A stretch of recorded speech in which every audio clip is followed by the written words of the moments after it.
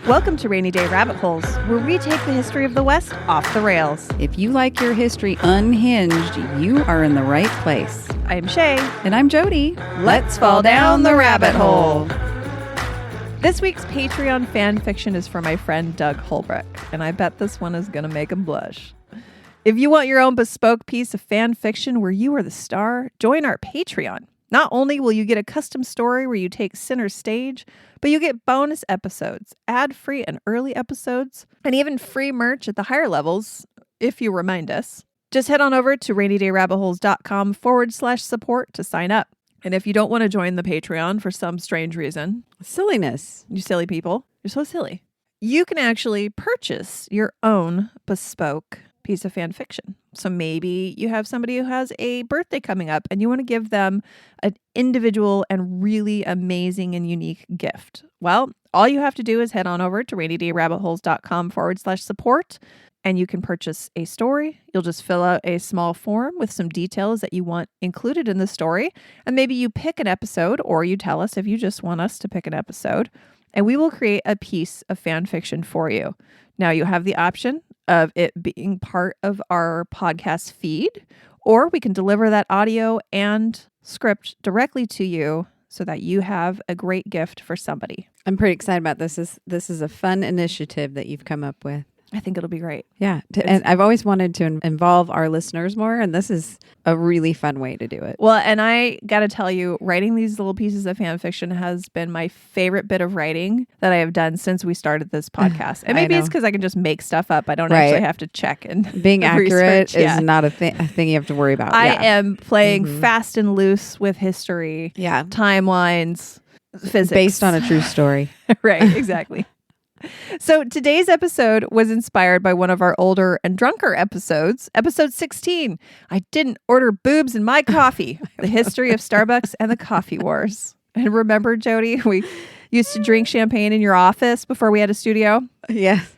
And we used to do one bottle per episode. Yes. So this was episode 3. We were on our 3rd bottle of champagne. We were very drunk. I think at one point we thought we were going to have a podcast where we just got drunk and talked about things, and that would be fun. Yeah, we were going to be drunk history, but that probably wouldn't have been too bad. But then we got really into like, oh, that's a really interesting story. Oh, I want to make sure I'm accurate. Oh, let's talk to a historian. And then we took ourselves more seriously. I mean, that we're still fun, but we are less drunk. We are still crass, but we are no longer drunk through our episodes. We are, definitely less drunk. I think we were going with drunk history is where we were headed. Yeah, but the problem is I don't think we're as funny as we think we are when we're drunk. And I know I'm not. And I also get very shrill and pushy, and I talk over people when I'm drunk, which is just annoying. So I get very annoying when I'm that drunk. So just FYI, it is a good episode. Jody did a great job on it. There's a lot of good information, and we are funny through most of it. But it's a pretty funny episode just in the content. Yes. Yeah. I do apologize for me. Anyway. I find you entertaining. Thank you. Anyway, so this episode was chosen at random and is dedicated to Doug Holbrook and his lovely and amazing wife, Marsha.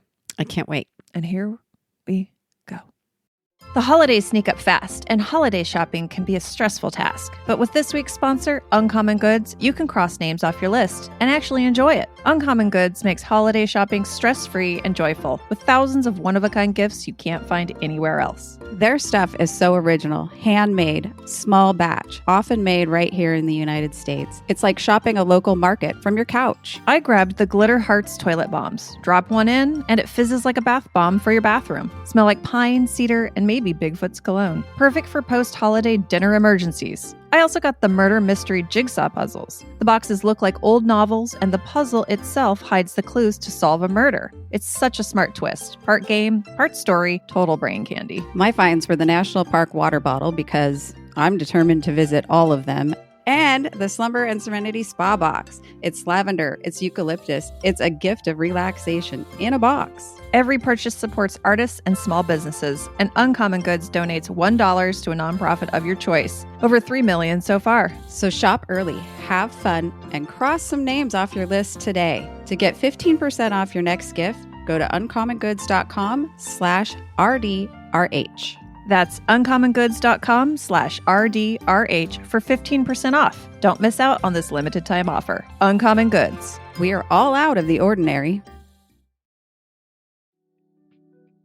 The Pacific Northwest has been an incubator for many cultural phenomena.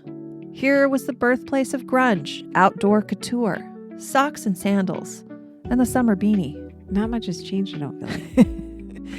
But probably the most wide-reaching and profitable trend is coffee culture. Back in the day, coffee was boring, utilitarian.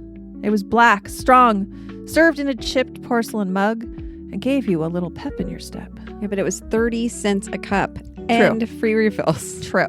So, but that was it. yeah. I mean, I didn't enjoy it as much. Exactly. No, I think I drank a lot of it, though. You didn't drink it for pleasure. Yeah. You drank it to wake you up or maybe sober up. It wasn't until the 1970s that you could even get something more exciting than a drip in the P&W. The opening of the first Starbucks coffee in Pike Place Market in 1971 marked the beginning of a coffee revolution in the United States, when Howard Schultz turned his study abroad into a multi-billion-dollar idea. By the 1990s, it was all about the venti hazelnut latte, and Seattle was the perfect place to enjoy it. In December, it feels like there isn't much difference between 8:30 a.m. and 4:30 p.m. So anytime is coffee time. I think that's true. Every day of my life. If you grew up in the PNW, chances are you had some connection to coffee culture. You either drank it or pushed it like cocaine. I myself was a barista at the tender age of 17, scoffing lattes and scones between customers, and Jody even owned a coffee shop. Almost everyone here has labored in some way for big coffee. Enter Doug Holbrook. Smart, ambitious, imaginative. He'd been working his way up the ladder of academia for the last 15 years, and let me tell you, it was brutal. He'd graduated third in his class from University of Washington, but being great at economics didn't make you the most popular.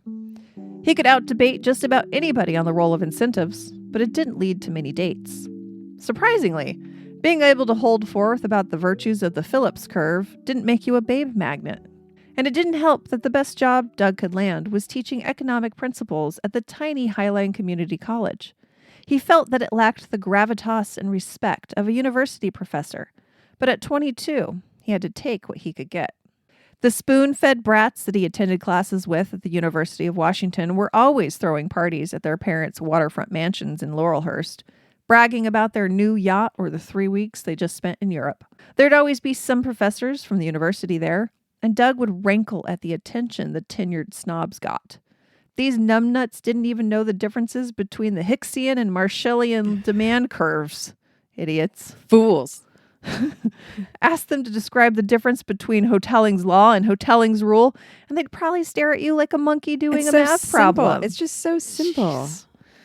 But they still got all the girls. Doug would nurse his Aperol spritz in the corner of some dusty Victorian drawing room and grind his teeth, fuming as he was ignored again. Poor Doug. But then, one fateful day, he met Marsha. She was a fiery and brilliant minx who worked for the Port of Seattle commissioner. It was crazy, really, how they met. It was another drab fall day in Pike Market, and Doug was waiting for his vanilla steamed milk at the Starbucks there. He doesn't even put coffee in it? He's sensitive to caffeine. Oh, got it. The girl in front of him, wearing a pumpkin orange corduroy jumper. I swear, I think I had one of those. I don't. I see it. I can picture it. Shapeless. Yeah. With a pocket, right? Right. On the yes, breast. definitely. Yeah. And big buttons on the shoulder straps. Yeah. Not to be confused for our friends across the pond. It's not a sweater. It's a dress that goes over a shirt is a jumper here. She was flirting shamelessly with the barista, who had extra shaggy, sexy sideburns. As she laughed, she flung her long hair back, simultaneously turning, and slammed her venti hazelnut latte extra foam right into the middle of Doug's chest. Doug's so lucky, extra foam. That's a lot less liquid. It's true, maybe it was less hot. The drink instantly soaked his favorite tweed cardigan with the leather elbow patches. Scalding hot coffee began to dribble down his body to the crotch of his tan trousers, Oh no. making it appear as if he had wet himself. Oh no. Marsha laughed and shrieked at the same time, causing the shocked and slightly scalded Doug to laugh helplessly himself. Then, Doug found himself blushing furiously as Marsha grabbed a double handful of Starbucks napkins and began to aggressively blot at the spreading brown stain on the crotch of Doug's pants. Marsha. Doug, a horny 22-year-old man, Oh no. felt the old trouser mouse begin to twitch and almost in self-defense asked for her number. Oh my God. Giving up on her attention to his lap, she thrust the soggy napkins into his hands, whipped out a felt pen, and wrote her name and number, plus a heart, on Doug's paper cup, then amazingly gave him a fleeting kiss on the cheek and flounced out of the cafe. Doug stood there stupidly, paper cup in one hand and dripping napkins in the other, mouth open. He recovered his composure, went home to change his pants, and wrote her number on the pad by his telephone. Pad by his telephone. Still on the wall. Exactly. Okay. With the curly cord. And you know that telephone was olive green or yellow. I that's how I pictured it was green. Yeah. Yeah. The next afternoon, he gathered his courage and called Marsha. He was delighted and rather surprised when she agreed to meet him down on the waterfront Saturday evening. They strolled along the boardwalk. He bought her a clam basket at Ivor's. And at the end of the evening, Doug found himself elated when Marsha stood on tiptoe to kiss him. Doug's very tall, by the way. So sweet. That's all it took. He was all hers. They were married the next year and settled into marital bliss in a modest home in the little burg of Normandy Park. They joined the tennis club at the Cove, had campfires on the beach, and were even invited to join a cult. You got to go back in a mid-century modern. Was that how you describe that? I don't know. Yes. I don't remember the house that the cult leader lived in it's a very cool house. It was the first thing that pops in my mind. Yes. Thinking about it. You guys have to go back and listen to our episode about religious sexy time in Normandy Park, about the sex cult that was in Normandy Park in the, I want to say it was 80s and 90s. I can't remember. Anyway, that's the cult that they were invited to join. I'm going to say they didn't join it because they're still married. Good job, Doug and Marsha. Stay away. The holidays sneak up fast, and holiday shopping can be a stressful task. But with this week's sponsor, Uncommon Goods, you can cross names off your list and actually enjoy it. Uncommon Goods makes holiday shopping stress-free and joyful, with thousands of one-of-a-kind gifts you can't find anywhere else. Their stuff is so original, handmade, small batch, often made right here in the United States. It's like shopping a local market from your couch. I grabbed the Glitter Hearts toilet bombs. Drop one in, and it fizzes like a bath bomb for your bathroom. Smell like pine, cedar, and maybe Bigfoot's cologne. Perfect for post-holiday dinner emergencies. I also got the murder mystery jigsaw puzzles. The boxes look like old novels, and the puzzle itself hides the clues to solve a murder. It's such a smart twist. Part game, part story, total brain candy. My finds were the National Park water bottle because I'm determined to visit all of them. And the Slumber and Serenity Spa Box. It's lavender, it's eucalyptus, it's a gift of relaxation in a box. Every purchase supports artists and small businesses, and Uncommon Goods donates $1 to a nonprofit of your choice. Over 3 million so far. So shop early, have fun, and cross some names off your list today. To get 15% off your next gift, go to uncommongoods.com/RDRH. That's uncommongoods.com/RDRH for 15% off. Don't miss out on this limited time offer. Uncommon Goods. We are all out of the ordinary. Marsha had her sights set on the office of the executive director of the port, and Doug was happy enough to plug away at his modest teaching job at the community college and support Marsha's career ambitions. He dutifully accompanied her to office events and picnics, content with playing sidekick to his own spicy superhero. Marsha's success also gave him a reason to brag at the inevitable UW alumni parties. Alumni? Yes. Alumni? At the inevitable UW alumni parties. Are we illuminating them? We are illuminating them. As few of those schmucks had wives as impressive as his. Did I say schmucks correctly? I don't know. What's the origin of that word? I think it's Yiddish. That's what I was thinking, but I didn't want to. I'm not that smart. Same. But after a few years, Doug began to grow disillusioned with his second fiddle role. After the birth of their son, some 5 years into their marriage, Marsha went back to work, and Doug found himself as Mr. Mom, teaching 2 classes per week and taking care of their child the rest of the time. Those parties, when they could find a babysitter so they could go, began to cause a growing resentment in Doug. He needed some way to make a name for himself, something that was all his, something to give him bragging rights. But what? What? As he waited in the drive-thru for the bored but gorgeous barista to hand his half-calf soy latte over to him. So he's moved to coffee, but half calf. He's got to work his way up. He's sensitive. How many years later are we here? 5, 6? 5. 5. He had a light bulb moment. Coffee. Drive-thru coffee kiosks were beginning to pop up all over the place. Lines of commuters desperate for caffeine on their way to work willingly forked over $4 or more for the privilege of having someone else brew their morning joe for them. It was practically a license to print money.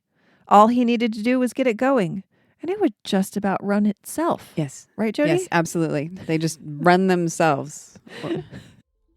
But he needed something to set his coffee kiosk apart. Other stores had cute names and bright-colored paint and flags to tempt travelers. Or perhaps they were lured by the offer of free muff with the purchase of a coffee drink of the day. Free muff. Inside joke. Go to the episode. You'll hear why. Then one day, as he surreptitiously eyeballed the completely inappropriate cleavage of the dean's secretary, he had it. Sex sells. It does. It does. And sex could sell his coffee. Dun, dun, dun. So Doug got to work. He made up a business plan, analyzed the costs and benefits, found a coffee supplier, and signed a contract with a local retirement home to place his kiosk in their parking lot. He recruited employees from the perky young students at his school. He even designed a uniform. The young woman would wear a tight, cropped cardigan with leather elbow patches, breasts pushing up from its buttoned V-neck line like biscuit dough, and a short, Oh my God. pleated, that's what boobies look like. It's biscuit dough coming out of the can. Oh my God. Sorry. And a short, pleated plaid skirt, falling just short of fully covering nubile, round buttocks. All baristas were supplied with faux horn-rimmed glasses to complete the look. Sorry, I'm still stuck on biscuit dough coming out of the can. I was picturing it like in a bowl. When you're going straight. When you whack it, so because you have to whack the can of biscuits to get it to pop. So we always called them whack'ems growing up. Oh, that's funny. Whack'ems. But yeah, think about it. When you whack that can of biscuit dough, it splits and it kind of pushes up. That's boobies. Yes, squishing out of a bra. Yeah. Marsha was, especially at the Ren Fair, I can tell you, so much biscuit dough cleavage. Wow. I'm just jealous. All different stages of rising. I put on the corset and I am flat as a pancake. There's nothing squishing out of anywhere. Okay. Marsha was fully on board with Doug's exciting new plan. But there was one problem. He hadn't told her about his coffee kiosk's naughty twist. He had described his business plan and profit and loss projections to her in excruciating detail, but had failed to supply her with the crucial detail about his new operation. He forgot the main piece. Right. He forgot to tell her the selling point. Honey, I'm going to start a coffee kiosk. It's going to be great. It's fine. It's fine. He figured that he could break it to her later, after the business began to turn a profit, because then it would be harder for her to get mad. Suddenly, it's fine. He agonized over the name. What would fit his little enterprise the best? Double decaf? Java jiggles? Cup of melons? And then he had it. Bean flickers. Oh my God. Bean flickers. Opening day was quite an event. He strung streamers featuring bikinis and coffee beans all along the street leading up to the Early Bird Estates retirement home. Oh my God. Tall flags adorned the sides of the brightly painted kiosk, each one with a silhouette of a buxom lass. A bright sign welcomed horny commuters to drive up for something hot, creamy, and a little bit steamy. The first 100 customers would get a breast-shaped cookie along with their morning latte and morning wood. Before long, the line of cars reached back over a block, causing a local traffic cop to grumpily chastise Doug, only to be appeased by a free latte, a boob cookie, and a glimpse of Candy's round bottom. Oh, is that her name, Candy? Yes. I got it. Doug's naughty espresso stand was the first of its kind, causing a sort of riot in the up until now stuffy and highbrow coffee culture. While most coffee shops charged $4 for a latte, Doug was able to charge $8, which his hot and bothered customers happily forked over, all while drooling over the perky boobs straining against their tight tweed. In just a few short weeks, Doug was practically rolling in the dough. His girls were making at least $200 to $300 per shift in tips, and it wouldn't be long before he was able to pay back his initial investment. He was almost floating with happiness over his instant success. Even the retirement home was happy, as the new favorite pastime of the elderly male residents was to crowd around the front window, cheering every time the barista slid her tiny window open to reveal her ripe wares. I'm just picturing all these guys. Yeah. Raising their cane up over their head. Yeah. And even better, now when he attended the snobby parties on the shores of Lake Washington, he was a bit of a celebrity. The entire male population of the economics department knew about his naughty new enterprise and were huge fans. Oh, yeah. Now he's popular, huh? He had finally earned the respect and admiration that he had so longed for. But then, one fateful morning, it all came crashing down. Oh, no. Marsha was curious about her husband's hot new business and decided that she'd ought to check it out.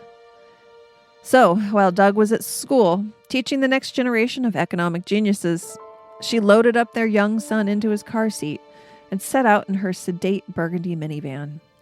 She was a little shocked at the long line of cars leading up to the kiosk. It was 10 a.m. Shouldn't everyone be at work already? Break time. She was also confused by the name of the shop. What was a bean flicker? Do they throw coffee beans at you or something? She wedged her trusty old van into the line and crept up to the window. She watched in amazement as the huge tip jar, created from an empty industrial-sized keg of cheesy puffballs, filled up with cash. These people were tipping astronomical amounts of money. And why were they all men? She hadn't seen a single manicured hand reach out of a driver's side window, only masculine hairy mitts. Finally, it was her turn. She turned to pull her wallet out of her purse that was sitting on the floor of the back seat and didn't see the small frosted window slide open. She heard a distant cheer. Wow. She turned back around. Or the old fogies. Her double decaf Irish cream latte with extra foam order on her lips. Instead of ordering, she gasped. Instead of an appropriately aproned young barista, she was visually assaulted by bouncing boobies. Oh, poor Marsha. I've been there. They pushed up and over a straining tweed cardigan with leather elbow patches, strangely familiar, and a button just below the perky breast threatened to pop at any moment. Below the clinging sweater, the young woman's navel gleamed with a gaudy faux diamond, glinting above a flirty plaid skirt that didn't fully cover the bright red panties underneath. The pubis bone is visible. Her pubic mound. I just hated that. It's like a catcher's mound? Pitcher's mound? Definitely, yeah. Can I get you something hot and steamy? The woman asked, winking and smiling. Marsha couldn't respond, just opened and closed her mouth like a fish out of water. Oh, can you wait just one moment? The girl asked, and turned to help the customer at the small window on the other side of the kiosk. When she turned around, Marsha could see just about the entirety of the young woman's round bottom, cleaved in half by the bright red thong. Cleaved in half. I can't. As she turned back to Marsha, her son shouted, "Boobies!" from the back seat, shocking Marsha back into action. Put on some clothes, she yelled as she put the van back into drive and peeled out of the parking lot, kicking up gravel in her wake. Fuming, she sped back home, plopped the kid down in his playpen, and furiously paced the small kitchen. How could he keep this from her? It was a violation of their sacred trust. A few hours later, she heard the garage door go up and the clunk of his station wagon door. Doug opened the door from the garage to the laundry room and was shocked to see Marsha standing there, her face a storm of fury. Before he could say anything, she thrust something into his chest, knocking him back a few steps and into the garage. You can go sleep in your filthy coffee hut with your hussies. I didn't order boobs in my coffee. She shouted and slammed the door. Confused at first, Doug looked down at what she had pushed into his hands. It was his favorite tweed cardigan, the one with the elbow patches. Oh, no. Recognition dawned on him. Oh, crap, he muttered and buried his face in the sweater. Resigned to his fate, Doug set about closing up his wildly successful business.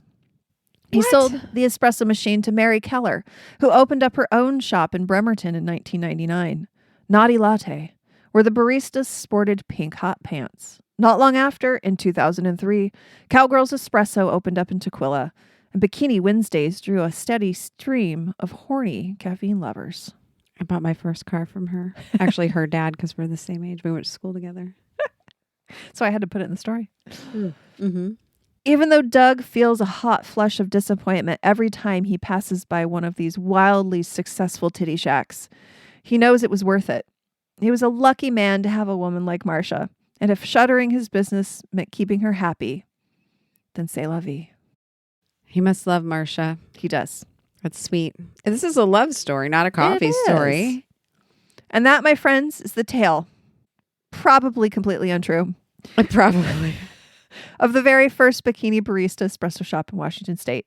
All thanks to one very naughty economist with a very good idea. Yes. The end. Nicely done. Nicely done. I hope Doug enjoys it as much as I did. All right, Doug, you're probably going to have to share this one with Marsha. Definitely share it with Marsha. Give us a review. I loved it. And I hope I didn't make you blush too bad. I kind of did that on purpose because Have you ever watched Fargo? I've made Doug blush before. Oh, have you? So because I know Doug he's been in my bar class, him and Marsha, Okay. since Normandy Park Athletics. So since when did I start teaching bar there? Like 2015. And I was teaching pop Pilates and then teaching bar. And we used to do this move where we would lay on your belly and you'd put the Pilates ball in the middle of your chest. And I would say, because I knew all these people well and we had kind of a good relationship, it's right between your nipples. You should know where that is because everybody has two nipples. Unless you've been in a tragic accident with a snapping turtle. And I would always hear Doug laugh because I'd say, and if you don't have two nipples, I want to see. So you've already had a nipple relationship with Doug and Marsha. I have. I've had a nipple relationship with Boobs Doug have and been Marsha. a topic that you've discussed before. Yes, absolutely. Nice. I've made Doug blush for many years. So just to continue the tradition, nicely done, Shay. I'm glad that random choice of episodes matched up so perfectly. I love it.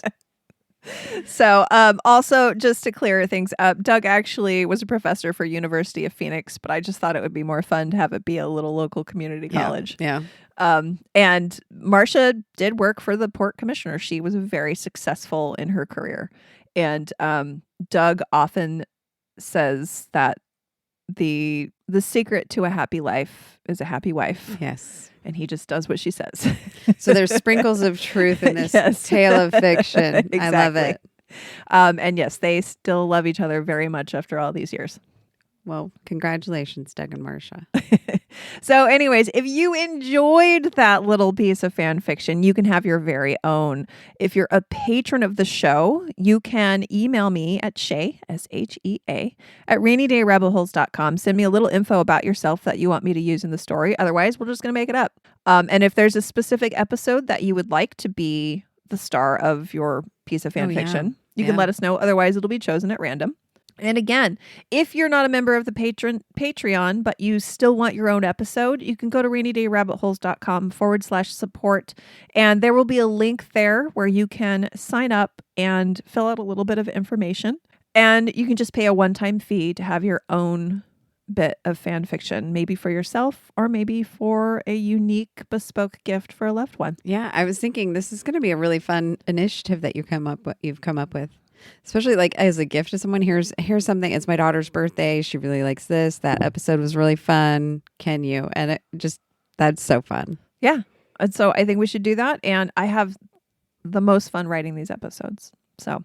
And you're really good at it. Thank you. Put Shay to work. I have a really fun time being very dramatic and dry, and then putting in what little bits of cheeky humor I can. What was I laughing at? The meat? No, the bean flicker? The red thong. What was it doing to the butt? Cleaving her buttocks in half. Yes. Because it does. I would never put those words there. That's so hilarious to me. Everyone has a crack in their ass. It's something we all share. I'm sure there's people that are born with their buttocks fused together, and that's probably terrible. How do you sit? You suddenly want to spread. Get your butthole in contact with the cushions. Okay, we're in here now. All right. Ready? Yeah. See you down the rabbit hole.